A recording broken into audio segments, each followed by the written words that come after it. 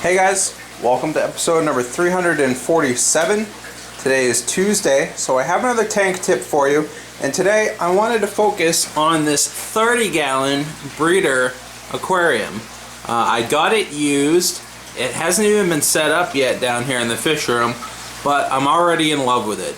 And the reason being is because it is exactly like a 40-gallon breeder tank.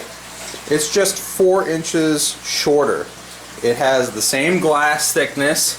It has the same footprint, the same dimensions to the tank. It's the same in every way. It's just shorter. And so with that in mind, I wanted to give my top 5 reasons to consider a shallow tank.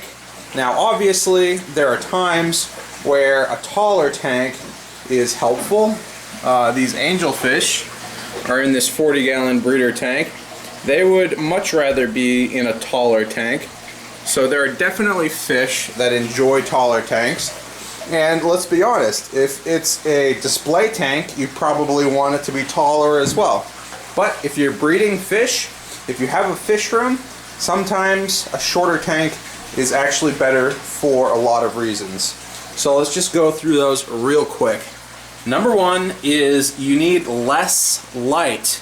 Now obviously if you have a light on the top of an aquarium and that light enters the water, the deeper that water is, the more chance you have for that light to reflect in different directions, get dispersed, and you lose some of the wavelengths in that light that your plants or corals or anything else might need.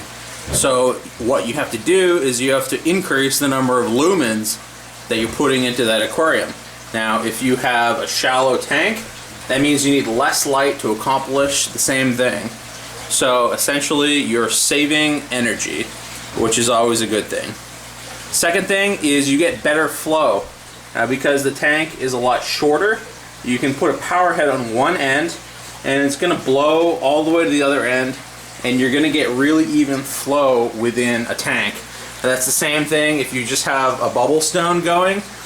If you have less water volume, it's easier to get the flow regulated in a way where it's a lot more even. If you have a very tall tank, if you have a very large tank, if you have an odd shaped tank, that can be sometimes tricky to do.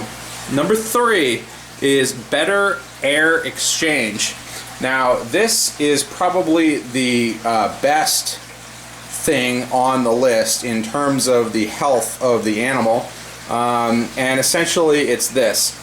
Since this tank has the exact same footprint as a 40-gallon breeder tank but less volume of water, essentially what you're doing is you're getting more air-gas exchange at the surface of that water because it's the same square inches of surface area, but it's less volume of water. So if you have species that need a lot of oxygen or CO2 or anything else where air exchange is really important, a shallow tank may be the way to go. The fourth thing is this tank actually has the same glass thickness, like I mentioned, as the 40-gallon breeder, and essentially what that means is there's less pressure on these seams. The way it works is the taller the tank is, the more pressure you get on the seams. You could have a tank that's 3 inches wide but 20 inches tall, and it's going to put more pressure on those seams, even though it's a much smaller volume of water. So the shorter this tank, the less pressure you're putting on those seams. It means, in theory, the tank should last a little bit longer, which is always a good thing as well. And the last thing, which is why a lot of people actually end up using it, is because it's a lot easier to work with. It's a pain in the neck when you have a 2-foot tall tank to reach your arm in and try to get all the way to the back of the tank. Not only does your arm get all wet when you're working inside the tank, it's also a little difficult to reach all the way down there. So if you have a shallow tank such as this, it's a lot easier to get in and out. So if you've got a frag tank, if you've got a planted tank with plants that don't grow too tall, if you've got any sort of breeding project with small fish, these tanks are a lot easier to work with because you don't have to reach in quite as far when you do work on the tank. So anyways guys, that's a quick look at the 30-gallon breeder tank. I haven't exactly decided what I'm going to do with it yet. It's not going to be a part of this rack. This rack was designed for 40-gallon breeder tanks, and I only have one of these.